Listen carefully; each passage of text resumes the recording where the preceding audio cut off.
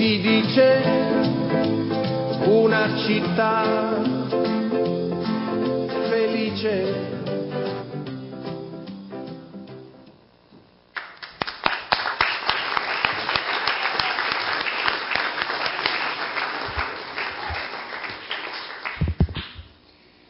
Bene, mi occorre fare da subito una precisazione e integrazione. In questo filmato non appare, per limiti di tempo di confezionamento,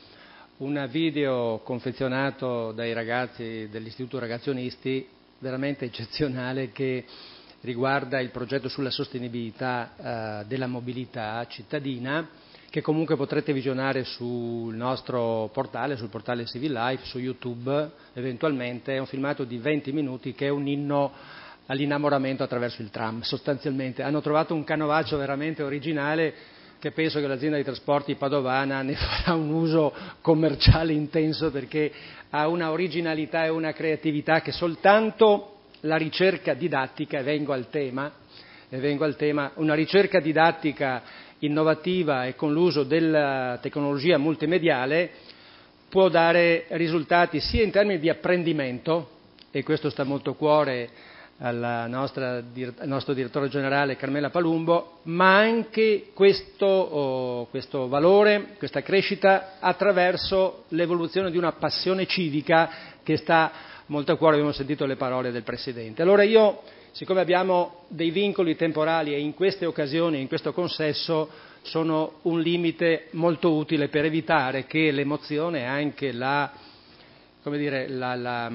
quantità di esperienze, di input che ci vengono da questo progetto trabordi. Io la farò molto breve,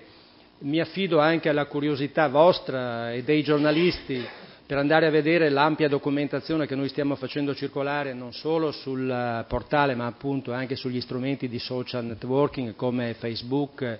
YouTube e quant'altro, e lì troverete appunto un riscontro molto, molto cospicuo di questi 2 anni di lavoro.